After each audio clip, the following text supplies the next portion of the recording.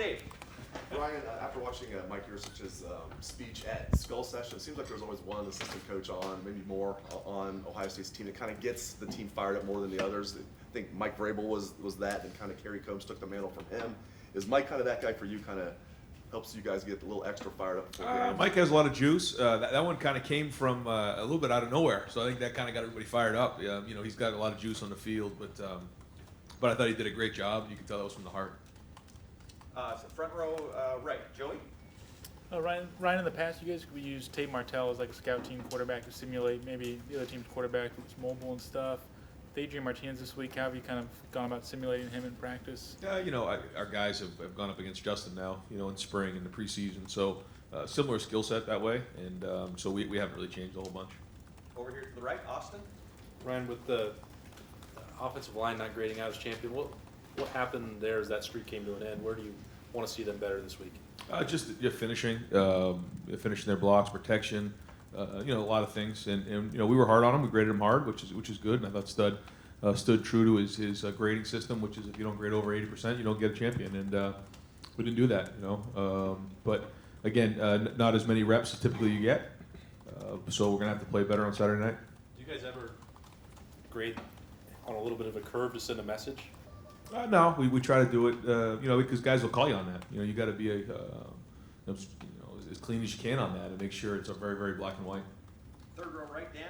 Ryan, I don't believe Gunnar has lost his black stripe yet. What are the things that you guys are still looking for from Gunnar as he continues to grow? Just to keep learning the offense and practice at a high level and take meetings to the field and operate the offense when he's in there so that he can build more and more confidence in himself and the guys around him and how he's doing. But he had the challenge of coming in during the summer and trying to pick this whole thing up. And he has flashed at times, but he's still working through learning the offense and practicing at a high level. Second row right, Tony. Ryan, last year at this time, Chris Olave, his progression, where would you compare Garrett Wilson and Jameson Williams this year now to where Chris Olave was? Hard to explain. They all flash. I think this year's a little different because these 4 games, we've got ahead and we've been able to play those guys in the second half a whole bunch. That wasn't really the case. We had TCU, we had some of those games, and so it was a little bit different. But I think in terms of where they are, I think that they're building depth for us. Chris was a little bit different. Chris came in who had a bunch of ability, but was still trying to work through being a little homesick, going through that, and then kind of midway through the season he got through that and he came up in the back end and really showed what he was made of. But again, really talented young guys that have bright futures. Are they ahead of him? I don't think so. No. Front row middle, Bill. I'm not minimizing the enormity of the job that you inherited, but I thought about you versus Scott Frost, and he had to come in, and so we thought, okay, I've got a fixer-upper here. I mean, how much do you appreciate the fact that your first job was a job where you could you had an infrastructure in place, you've got a lot of talent, just how fortunate you are to have this kind of a job? Oh, very fortunate. I think there's a lot that goes with it, but you're at a place where the margin for error is like about this much, and so there's pluses and minuses to everything, but this is a wonderful place with great people and what was built here ahead of when I got here, and then even the last couple of years when I was here. By coach is tremendous. Great people, unbelievable infrastructure, and then what Gene and the athletic department has poured in terms of resources is off the charts. So, but with that comes great expectations, and so that's understood when you come in. But it's every day. It's going to be one of those things that people are expecting to win every game, and every place has its own challenges, and not one is easier than the other. It's all different, but that's why you put a whistle around your neck, to be an opportunity like this. Front row right, Tim. Yeah, Ryan, when you go on a game, primetime game on the road, what is the biggest enemy you fight on Saturday from the standpoint of maybe you don't want guys on their feet all the time, but you don't want them bored, et cetera? I mean, what is the biggest enemy there? Well, I think that there's a couple things. I think if you get guys all fired up at 10 o'clock in the morning, that doesn't do you very good because you're not playing then. It's a gradual ramp up to playing. And I think the other thing is you can't just let them sit in their room and sleep all day. You have to keep moving around.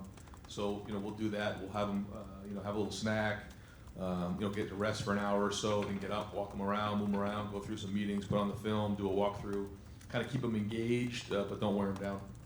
far left. Lori? Coach, you said on Tuesday that you have a message for the team every week. What would you say the message for this week is?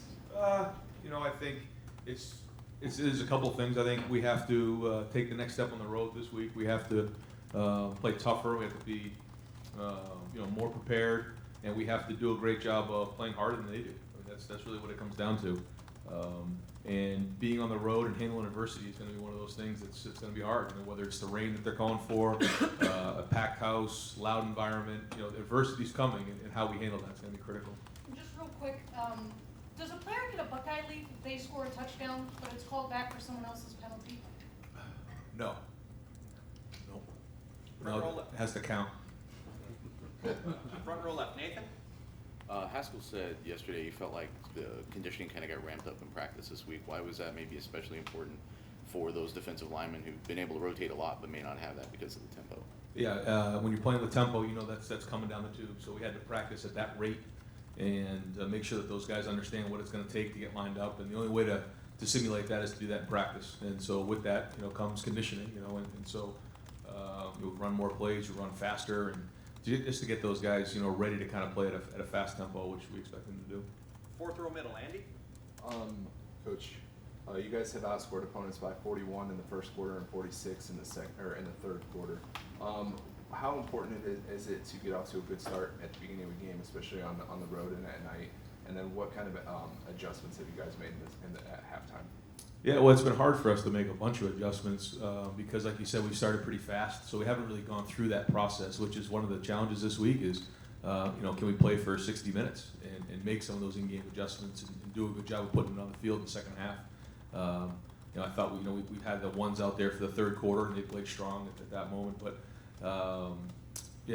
overall, it's going to take 60 minutes this week. I mean, a good start is important. It is. It just kind of sets the rhythm for the game, but this is going to be about 60 minutes. Second row middle. Bruce? For Scott Frost, this would be a huge, watershed moment. Urban talked about his first year here winning at Michigan State was one of those huge watershed moments. You, as Bill, referred to, you inherited a different situation. As you're trying to get whatever that signal is, buy into your regime, this regime, how is it? Because it's, you're winning. It's not like you need that watershed win on a game day type atmosphere. I try not to look too much into all those things, and I appreciate the question.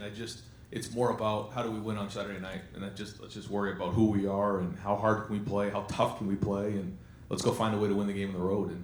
And then at the end of the season, we can come back and look at kind of where things are at and compare ourselves to other people. But right now, it's just all about how hard can we prepare for this game. Go right next door. Stephen? Because of the circumstances of last game, you got a chance to put a couple of guys back there as a punt returner. Obviously, DeMario's been the common denominator every single game, but do you feel like they're still looking for like that one guy that you want to throw back there on a consistent basis?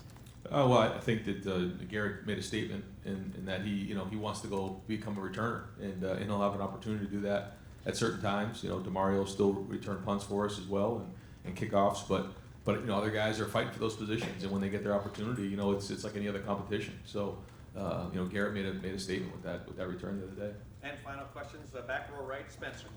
Coach, Baron Brown was a guy that kind of got lost in the shuffle the last 2 years, and then this year he's kind of coming into his own. Do you think that's a result of you guys pushing him harder this offseason, or is this like the perfect system now for him to play as a linebacker? He's been pushed since he's been here. That hasn't changed. Al's doing a great job with him and building a relationship, but he's been pushed. I think it's more just the maturity, another year in the program, and understanding what his role is, and I think he's playing hard, and understanding how he fits into the defense. But his effort, I think, so far has been excellent. Great. Coach, thank you very much.